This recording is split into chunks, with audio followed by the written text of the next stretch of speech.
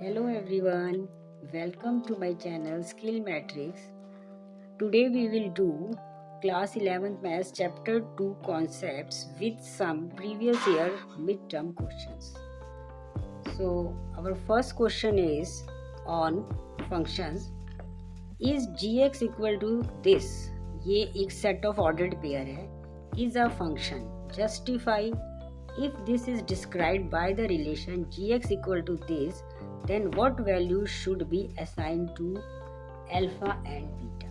सबसे पहले तो हमसे पूछा गया है कि क्या ये फंक्शन है या नहीं, उसको हमें जस्टिफाई करना है. तो सबसे पहले मैं आपको बताती हूँ कि ये जो सेट हमें गिवन है gx की फॉर्म में, ये एक ऑर्डर्ड पेयर का सेट है. देखो इसमें, देखो ये देखो पेयर बने हुए हैं और ये ऑर्डर्ड पेयर के रूप में है. तो इसमें क्या होता है, ये एक तरह से रिलेशन है. अब रिलेशन क्या होता है, जब भी दो सेट्स के बीच में एलिमेंट्स, ये इसके एलिमेंट्स है. देखो मैं इसी से समझा देती हूँ क्वेश्चन से. 1 2 3 4 ये इस सेट के एलिमेंट हैं और ये जो पीछे वाले हैं 1 3 5 7 ये सेकंड सेट के एलिमेंट्स हैं. और ये देखो यहाँ पे मैपिंग यानी इनका जो रिलेशन है वो इस तरह से हो रहा है. ठीक है, A to B ये रिलेशन है और इसको जो इन्होंने नाम दिया है वो GX दिया हुआ है. तो ये कार्टेशियन प्रोडक्ट्स है जिसमें हम रिलेशंस देखते हैं, चैप्टर 2 में किया हुआ है. अब ये रिलेशन है, अब ये बताना है कि ये फंक्शन है या नहीं. अब फंक्शन क्या होता है, एक स्पेशल टाइप ऑफ रिलेशन होता है. ठीक है, और ये कार्टेशियन प्रोडक्ट जो होता है, क्रॉस प्रोडक्ट जिसे हम कहते हैं, सेट A to B के जो एलिमेंट्स होते हैं ऑर्डर्ड पेयर में होते हैं और ये क्रॉस प्रोडक्ट का ही सबसेट होता है जो कि रिलेशंस होता है और उसको जो स्पेशल टाइप ऑफ रिलेशन होता है वो फंक्शन होता है. तो अब ये पहले पता लगाना है कि क्या ये फंक्शन है या नहीं. देखो फंक्शन की अगर हम यहाँ से देखें ना, ये देखो ऑर्डर्ड पेयर में देखो, ये जो फर्स्ट एलिमेंट्स है ना इधर लेफ्ट साइड वाले 1 2 3 4, इसमें कुछ भी रिपीट नहीं होना चाहिए. ये यानी यहाँ पे डबल नहीं होना चाहिए. जैसे 1 इधर है तो 1 स्टार्टिंग में इधर भी नहीं आना चाहिए, मतलब सब डिफरेंट होने चाहिए. पीछे वाले एलिमेंट्स रिपीट हो सकते हैं. ठीक है, ये तो यहाँ से हो गया. अगर हम इसको पिक्चर फॉर्म में देखें, ठीक है, पिक्टोरियल डायग्राम से देखें, तो ये हमारे पास दो सेट है. अब यहाँ पर देखो 1 का 1 के साथ रिलेशन है, 2 का 3 के साथ, 3 का 5 के साथ और 4 का 7 एलिमेंट के साथ है. तो इसमें देखो हर एलिमेंट जो डोमेन में है, इधर वाले सेट को बोलते हैं डोमेन, इसको बोलते हैं कोडोमेन. और फिर रेंज क्या होता है, जो एलिमेंट्स आपस में रिलेटेड होते हैं, जैसे 1 3 5 7 ये सारे के सारे रिलेटेड है तो ये रेंज कहलाएंगे. चांस की बात है कि यहाँ पे कोई एक्स्ट्रा एलिमेंट नहीं है. मान लो यहाँ 8 होता है एक्स्ट्रा एलिमेंट, तो वो रिलेशन में नहीं आता, मतलब वो रेंज नहीं होता क्योंकि उसका रिलेशन नहीं था, वो फ्री था, लेकिन वो कोडोमेन में आता. ठीक है, तो अभी हमें कैसे पता लगाएंगे कि ये फंक्शन है. अगर डोमेन के सभी एलिमेंट्स का यूनिक इमेज हो सेट बी में, every element of the domain set has unique image in set b और in codomain set, then only the given relation is a function. तो अब यहाँ पे ध्यान से देखो, 1 की 1 के साथ इमेज है, सबकी अलग अलग है. देखो 2 है उसकी एक सिंगल इमेज है 3 की एक डिफरेंट सिंगल यूनिक इमेज है 5, 4 की 7. तो yes this is a function. अच्छा, अगर ऐसी सिचुएशन होती कि 1 की इमेज 1 के साथ भी होती रिलेशन और 1 का जो है 3 के साथ भी होता है, जो इधर वाले एलिमेंट है उसको बोलते हैं इमेज और इधर वाले को बोलते हैं प्री इमेज. तो अगर 1 1 के साथ रिलेटेड होता और 1 3 के साथ भी रिलेटेड होता तो उस केस में ये फंक्शन नहीं होता. तो इस केस में this is not a function. ये जो रिलेशन, ये रिलेशन तो है, रिलेशन क्या होता है, मैपिंग, संबंध, इधर के एलिमेंट्स का इधर के एलिमेंट्स के साथ संबंध, जैसे हस्बैंड वाइफ का है, ब्रदर सिस्टर का है, ठीक है, फ्रेंड फ्रेंड का रिलेशन है, तो ये वही रिलेशन है. और लेकिन जो स्पेशल टाइप ऑफ रिलेशन होता है उसको हम फंक्शन बोलते हैं. तो अब ये जो है ये रिलेशन तो है कि 1 का 1 के साथ भी रिलेशन है और 1 का 3 के साथ भी रिलेशन है, ये रिलेशन कहलाएगा, but this is not a function. क्यों नहीं है फंक्शन, अभी मैंने आपको बताया. Every element of this domain set should have unique, unique मतलब सिर्फ एक जैसी, उसकी जैसी कोई और नहीं होनी चाहिए, ओनली यूनिक इमेज. तो 1 की 1 के साथ इमेज है और 1 की 3 के साथ है, भाई ये तो सही नहीं है. ठीक है, तो ये देखो, इसको और अच्छे तरीके से समझने के लिए मैं आपको एक एग्जांपल देती हूँ. सपोज यहाँ पे ये हमारे स्कूल के स्टूडेंट्स हैं और जब छुट्टी होती है, मान लो स्कूल की छुट्टी मान लो 2 बजे होती है, ठीक है, आफ्टरनून में. तो ये 1 2 3 4 जो है ये रोल नंबर है और ये जो है ये स्टूडेंट्स हैं सपोज. और इनको यहाँ पर अब क्या होगा यार, कहीं जाना है उनको. अब ये जो रोल नंबर 1 है या जो मतलब 1 नंबर का स्टूडेंट है, ये या तो ये अपने घर में जाएगा, अगर ये ऐसा हो सकता है कि अब आप सोच के इमेजिन करके देखो कि क्या ये जो 1 वाला बच्चा है अगर अपने घर भी चला जाए सेम टाइम पे, ठीक है, मान लो 2:15 बजे, और वो अपने किसी फ्रेंड के घर भी, यानी जो 3 रोल नंबर वाला बच्चा है या कुछ भी कह रहे हो उसका नाम, दोनों के घर में एट ए टाइम उसी समय वो चला जाए, नहीं।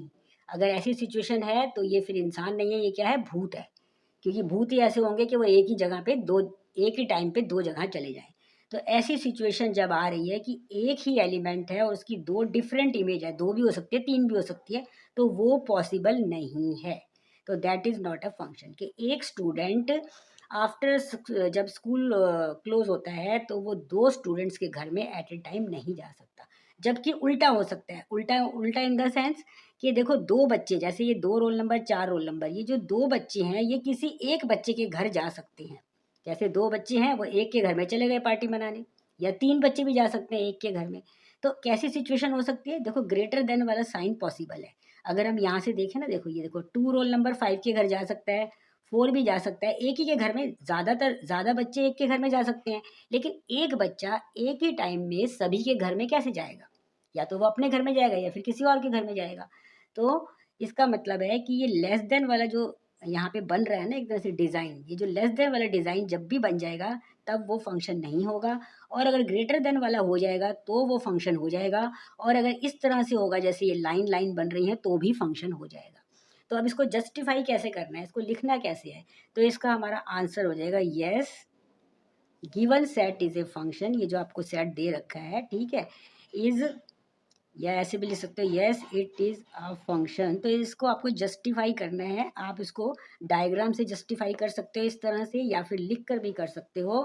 बिकॉज, क्या लिखेंगे यहाँ, क्योंकि इसके मार्क्स हैं इसको जस्टिफाई करने के, बिकॉज एवरी एलिमेंट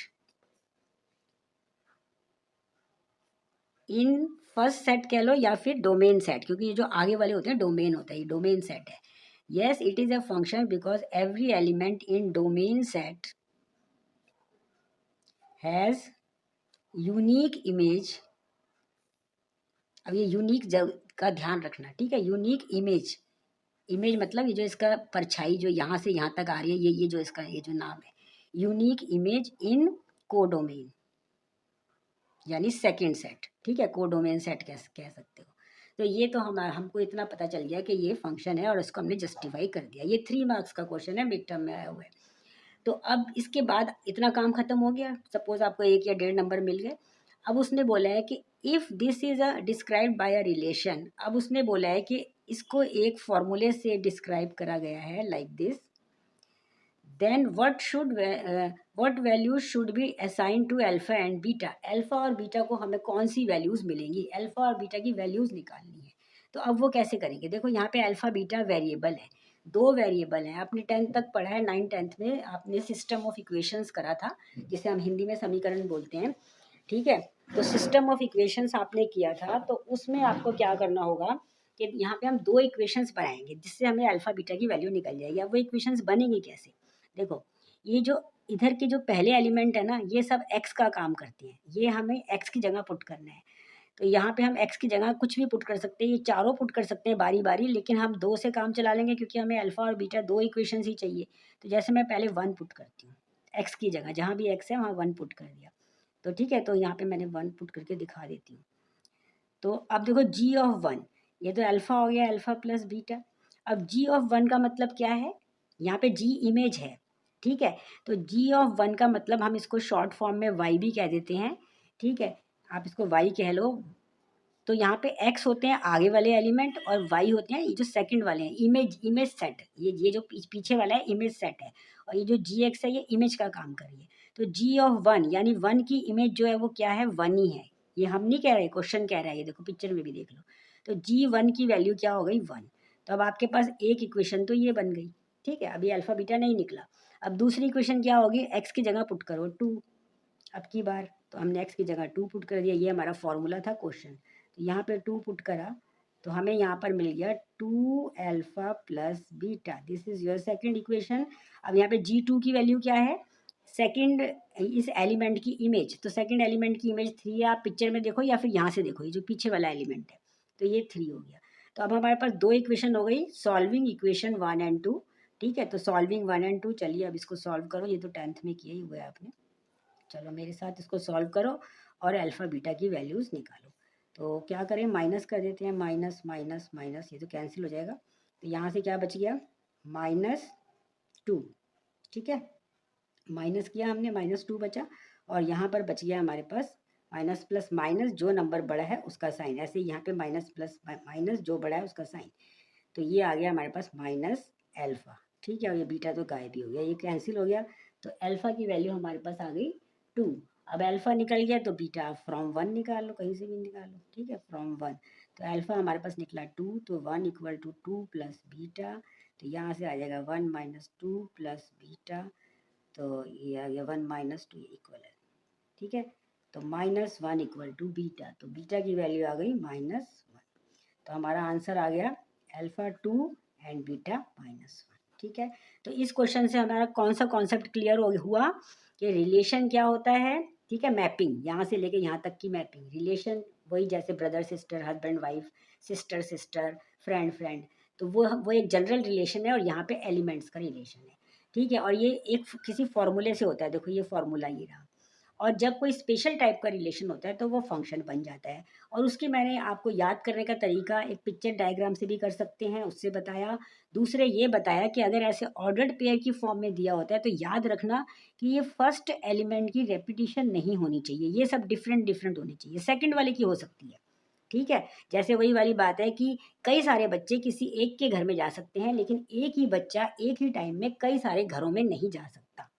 ठीक है, तो ये हमारा function, relation, Cartesian product, domain set, codomain set, range. Range जो हमारे आपस में, ये देखो एरो डायग्राम से जो जो एलिमेंट है वो सब रेंज होती है। ठीक है, ये हमें इधर सेकंड सेट में मिलेगी। तो ये 3 मार्क्स का क्वेश्चन था जिससे हमने काफ़ी सारे कॉन्सेप्ट्स को समझ लिया है। चलिए अब हमारा नेक्स्ट क्वेश्चन है। ये भी बहुत बढ़िया क्वेश्चन है, this is also of 3 marks question. Question क्या कह रहे हैं, define and sketch the graph of the signum function. Which function, signum function. नाम देखो भाई, right its domain and range.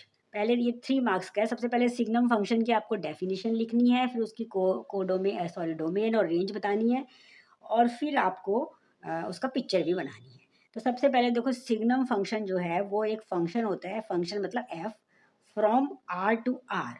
ठीक है, आर से आर, एक आर मतलब रियल नंबर से रियल नंबर। इसकी जो मैपिंग है, जैसे ऐसे अगर हम देखें तो यहाँ भी रियल नंबर है, यहाँ भी रियल नंबर है। अच्छा, अब इसका देखो, ये बहुत बढ़िया फंक्शन है अपने आप में, जिसे कहते हैं ना ग्रेट मैन। देखो ये फंक्शन की डेफिनेशन क्या है, ये ज़्यादा नहीं बोलता, ये सिर्फ 3 ही शब्दों में अपने आंसर दे देता है और सभी को सेट कर देता है। देखो कैसे, इसका आंसर आएगा 1 जब x ग्रेटर देन 0 है, 0 होगा जब x 0 है, और -1 होगा जब x लेस है। ये 3 ही नंबर में बात करता है। ठीक है, ये इसका डेफिनेशन है। समझ में आया। ठीक है, आप इसको ऐसे कह सकते हो, देखो x ग्रेटर देन 0 मतलब एक तरह से पॉजिटिव हो गया। तो जो अच्छे अच्छे पॉजिटिव, देखो ये एक ऐसी मशीन है या एक ऐसा इंसान है जिसे हम कुछ बोलते हैं डिफाइंड, x की वैल्यू को बोलते हैं डोमेन। यानी जो हम पॉइंट्स पुट करेंगे, एक ऐसी मशीन है जिसमें हम x की वैल्यू पुट करेंगे। तो डोमेन क्या है, ये देखो ये सारी वैल्यूज़ हैं x की, रियल नंबर है। जब हम ये पुट करेंगे तो जो आंसर निकल कर आएगा, जैसे हम वॉशिंग मशीन में कपड़े डालते हैं, सर्फ डालते हैं, तो वो धुल के साफ होके आ जाते हैं। इसी तरह से यहाँ पे हम x की वैल्यूज़ पुट करेंगे तो जो एक फॉर्मूला होगा या एक डेफिनेशन होगा, उसके अकॉर्डिंग जो सॉल्व करके आएगा, वो जो आंसर होगा वो हमारा होगा रेंज होगा। तो डोमेन वो होगा जो हमने उसमें पुट करा है। तो अब देखो इसमें क्या है कि जब हम इसमें जो x की वैल्यू है, जब यहाँ पे पॉजिटिव पॉजिटिव वैल्यूज़ इसको देते हैं, ये एक ऐसा इंसान है, जब हम इसकी अच्छी अच्छी तारीफ करते हैं, पॉजिटिव वैल्यू देते हैं, चाहे कितना ही पॉजिटिव कर लें, चाहे इसको हम 100 कहें, चाहे 1000 कहें, चाहे 10,000 कहें, तो ये एक ही शब्द में आंसर देगा 1। तो सभी पॉजिटिव वैल्यू के लिए इसका एक ही जवाब है 1। 1 एक अपने आप में बहुत अच्छा नंबर है, सूर्य का नंबर, यानी सबको आशीर्वाद देता है ये। जो इसके साथ अच्छे हैं उसके लिए ये नंबर 1 है। ठीक है, नंबर 1 बड़े अच्छे, हेल्पफुल, ग्रेट होते हैं। अच्छा, ये 0 किसको देता है, अगर कोई इंसान इसको 0 वैल्यू दे रहा है, मतलब ना इससे पंगे ले रहा, ना इसे कुछ कह रहा, भाई अपने में मस्त है, तो ये भी अपने में मस्त है, ये भी उसे कुछ नहीं कहता, तो ये भी उसके साथ वैसा ही न्यूट्रल व्यवहार रखता है, 0 कहता है। तीसरा क्या हो सकता है कि अगर नेगेटिव जो है लोग हैं x लेस देन 0, जैसे आपने देखा ना कुछ लोग लोगों की बुराइयां करते हैं, उनको चिढ़ाते हैं, उनको नेगेटिव कहते हैं, तो फिर रिएक्शन भी वैसे ही आता है। तो ये जब जितना भी आप इसके साथ नेगेटिव कर लो, चाहे -1000 कर जो, -10,000 कर लो, -1,00,000 कर लो, तो ये चुप रहेगा, लेकिन बाद में आंसर सिर्फ इसका एक ही शब्द होगा, वो होगा -1। फिर ये अच्छे से खबर लेगा, वो भी नेगेटिव वे में, ठीक है, शैतान बन के। तो ये -1 है उनके लिए जो कि लेस देन 0 वाले हैं। नेगेटिव के लिए ये -1 है, जो न्यूट्रल है उनके लिए ये भी न्यूट्रल है, और जो पॉजिटिव लोग हैं उनके लिए इसका एक ही आंसर है, वो है 1। समझ में आया? तो अब बताओ डोमेन क्या बताया था मैंने? डोमेन वो होता है जो हम वैल्यूज़ पुट करते हैं मशीन में। तो ये एक तरह से मशीन है, तो हमने इसमें सभी प्रकार की वैल्यू पुट करी है, x greater than 0, equal to 0, less than 0, यानी सारे रियल नंबर जो आपने 10th तक करे हैं, जिसमें नेगेटिव भी है, पॉजिटिव भी है, square root, under root, decimal, fraction, सभी तरह के नंबर हैं, सिर्फ आयोटा वाले कॉम्प्लेक्स और इमेजिनरी नंबर को छोड़कर। ठीक है, वो अभी आपने बाद में पढ़ा होगा कॉम्प्लेक्स नंबर वाला सेट, उसको छोड़कर 10 तक जितने नंबर हैं वो रियल नंबर है। तो डोमेन ऑफ द फंक्शन, इसको शॉर्ट फॉर्म में बोलते हैं DF, domain of the function real number हो गई। ठीक है, ये इसकी डेफिनेशन के अकॉर्डिंग हमने आंसर लिखा है। तो रेंज क्या हो गई? रेंज जो इसने जवाब दिया, जो इसने आंसर दिया, तो इसने सिर्फ 3 ही आंसर दिए हैं, वो है 1, 0, -1। तो 1, 0, -1 जो है वो इसका रेंज हो गया। तो ये तो इतना पार्ट हो गया जिसमें हमें हो सकता है 2 नंबर या 1.5 नंबर मिल जाए। अब उसने पूछा इसका हमें ग्राफ भी बनाना है, स्केच करना है इसको। तो अब इसका ग्राफ देखो, जैसे इसका नाम है, इसकी डेफिनेशन है, वैसे ही इसका ग्राफ बनेगा। पहले x एक्सिस y एक्सिस ले लिया, ये हमारा अपना 0 है, ठीक है, जिसे हम शून्य भी कहते हैं, 0 है। अब क्या कर रहा है कि जितने भी x की जितनी भी पॉजिटिव वैल्यू है, चाहे इसको कितना ही आगे बढ़ा लो, इनफाइनाइट, तो इसका जवाब सिर्फ 1 है। तो ये 1 की तरफ मूव करेगा, एक ही शब्द बोलेगा y इक्वल टू 1, यानी आंसर 1 देगा। और जितना ही x की जैसे नेगेटिव x एक्सिस पे चलोगे, -1 के लिए -1, -2 के लिए भी -1, -3 के लिए भी माइनस, अगर आप 100 लोगे ना, तो भी ये एक ही शब्द बोलेगा -1। ये एक शब्द से ही काम चला लेगा अपना, इसको फालतू बहस नहीं करनी। तो ये -1 बोलेगा, और ऐसे ही पॉजिटिव कितना ही इसकी प्रशंसा करो, तब भी ये बस एक ही बार बोलेगा 1। ठीक है, और जो कोई कुछ नहीं कहता उसके लिए ये भी कुछ नहीं कहता, ये भी 0 है। अच्छा, ये मैंने यहाँ पे एक तरह से इसको बोलते हैं हॉलो सर्कल। तो ये यहाँ पे हॉलो सर्कल है, खाली जिसे कहते हैं ना, ऐसे खाली। ठीक है, तो इसका मतलब क्या है? यहाँ पे भी, यहाँ पे इसका मतलब है कि ये यहाँ पर जो है ना, जब जब 0 पॉइंट होगा ना, तब हमें 1 नहीं लेना। मतलब 1 की स्टार्टिंग कहाँ से करनी है? 0 से थोड़ा सा आगे। तो इसलिए इस पॉइंट को छोड़ना है। तो ये जो हम ऐसे वाला डॉट डालते हैं ना, हॉलो, इसका मतलब है इस पॉइंट को आपको एक्सक्लूड करना है। एक्सक्लूड मतलब लेना नहीं है, छोड़ना है। You have to leave this point. तो इस पॉइंट को एक्सक्लूड करना है, यानी 0 पे ये 1 आंसर नहीं देता। जो लोग इसे कुछ नहीं कहते, ये ना उसकी बुराई करता ना उनकी भलाई करता, चुप रहता है ये भी। तो इसका मतलब है 0 पे ये 0 ही होगा, 0 पे हम इसको 1 नहीं लेंगे, तो ये नॉट इंक्लूडेड है, एक्सक्लूडेड है, इसलिए इसको हमने हॉलो सर्कल डाला है। ऐसे ही नेगेटिव साइड पे, तो इसके 3 पॉइंट हो गए। ठीक है, तो ये हमारे रेंज हो गए, ये इसका स्केच हो गया ग्राफ, और ये इसकी डेफिनेशन है, ये आपको लर्न करनी है। आपने एनसीईआरटी बुक में बहुत सारे टाइप्स ऑफ फंक्शन देखे होंगे, constant function, identity function, modulus function, ठीक है, पॉलिनोमियल फंक्शन, रैशनल फंक्शन, काफ़ी सारे फंक्शन हैं। तो कुछ स्पेशल फंक्शन हैं जो कि एग्ज़ाम में आ जाते हैं। तो ये 3 मार्क्स में देखो कितना सिंपल है। तो ये सब बुक में आपको मिल जाएगा। इसको मैंने थोड़ा इजी वे में और इंटरेस्टिंग वे में समझा दिया आपको, एक तरह से जैसे कहते हैं ना, नेचर ऑफ ए पर्सन के रूप में या फिर मशीन के रूप में डोमेन क्या होती है, कोड। ठीक है, तो आज के लिए अभी इतना ही। आई होप वीडियो आपको पसंद आई होगी। वीडियो पसंद आई है तो इसे प्लीज़ लाइक करना। बड़ी मुश्किल से हम वीडियो बनाते हैं अच्छे अच्छे क्वेश्चंस लेके, और इसे शेयर करना अगर पसंद आए तो, और चैनल को प्लीज़ सब्सक्राइब करना। और मिलते हैं इसी तरह के अच्छे अच्छे क्वेश्चंस के लिए इसी टॉपिक पे, चैप्टर 2 या फिर और चैप्टर्स के लिए मेरे नेक्स्ट वीडियो। तब तक के लिए थैंक यू एंड बाय।